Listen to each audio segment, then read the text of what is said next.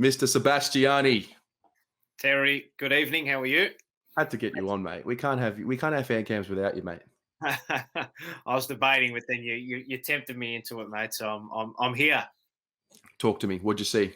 I think you could look at it both ways. You can look at it and say, well, no forward line, and we're able to manage. What did we kick? 15-9 in the end, was it? I think from what I'm looking at here, 15-9. I think there's some good signs to take out of the game. And as I said to you before, the game when we met up, you just don't want injuries and guys going down. But yeah, hopefully, I think Tiggy said they look to be on the minor end of the scale. It didn't look too bad after the boys came off Nunes, Mackay, and Wiedering. So hopefully all is well with those three. From a game perspective, look, a little bit sloppy. I think it's just a thing of ours that when we tend to make mistakes in the back line, we just get hurt a lot more than what most of those sort of top 8, top 4 teams do. We just aren't able to sort of get back in numbers. And when we turn the ball over, like what I think the prime example was Doherty turning it over at full back there when he had, I think it was Petrevski-Seton on, or maybe someone else, or maybe Sard, that 20-metre kick. I mean, you just got to be making those, don't you? It's just, it is always with us. And this is the difference between us and the top 4 teams and the premiership teams, is doing the little things right. I think we've got our eyes so set on the bigger picture, but it's just these little sticking tackles, hitting those 20-metre kicks on the 45, and I think our D50 exit is still an area for concern, because it stifles a lot of what we do up further afield as well. And whether or not that's to do with the forward line not having the craft to be able to create space and our guys actually seeing that, or it's just our guys not being able to use the ball properly, I think it's a little bit of both in that regard. But it was interesting to know what I noticed with this new rule. I know everyone's probably going to be talking about it, but St Kilda actually played us really well because we've got a host of half-backs that sort of like to run and gun, Williamson, Sard, Doherty, those type of guys. They actually, when we had the ball, I think around maybe a sort of 55 to 60 out and to their goal line, so from 0 metres to about 60 out, they actually folded back and sat back, and it stopped us from sort of running and gunning early on in the game, which was, I think, Surratt. He played that well. But as the game sort of wore on, started to open up, and that's where I think guys like Sard, Williamson and Doherty and Williams as well will be able to come to the fore. But again, as with the Essendon game, what do we take from these things? Yeah, that's the thing. We didn't want to get too high after the win against Essendon. We don't want to get too low against the loss tonight. I think it was important. Having said that, I think it was important for them to show a bit more fight in that second half, which they did. They brought the game. I mean, yeah.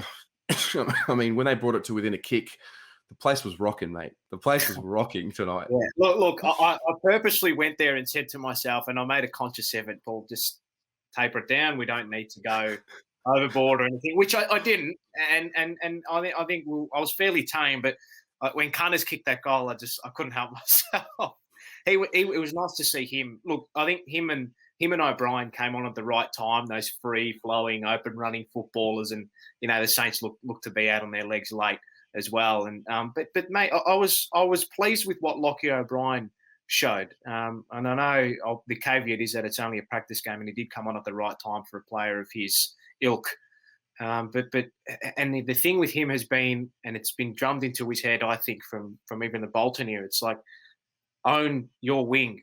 That's your area of the ground. Own it.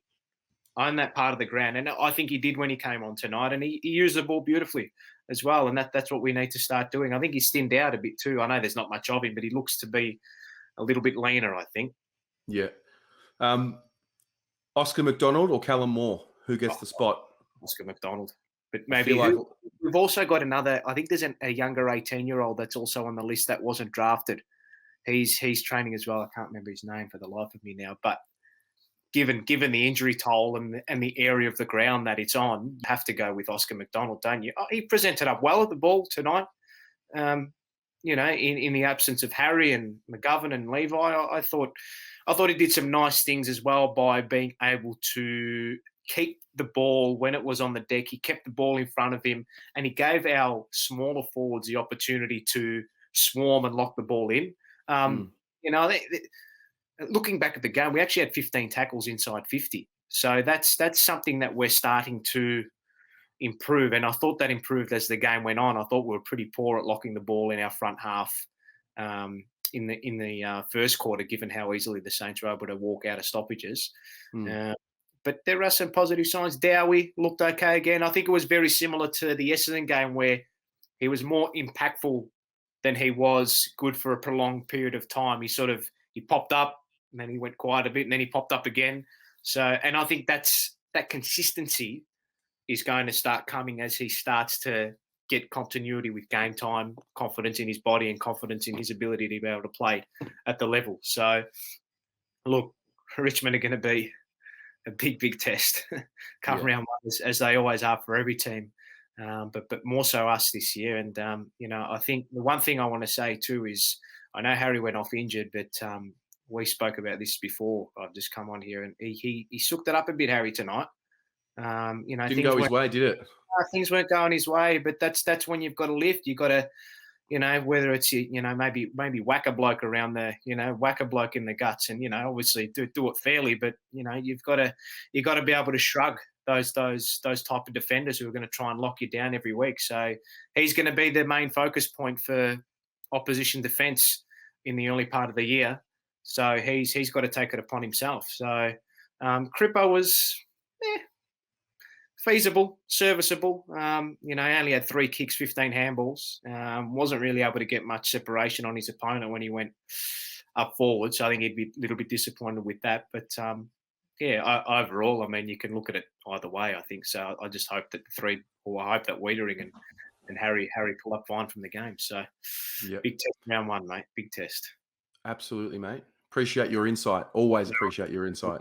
We will chat soon, and looking forward to the next fortnight, March 18th. Absolutely, mate. I will speak to you very soon. Chat soon. Enjoy. Ciao.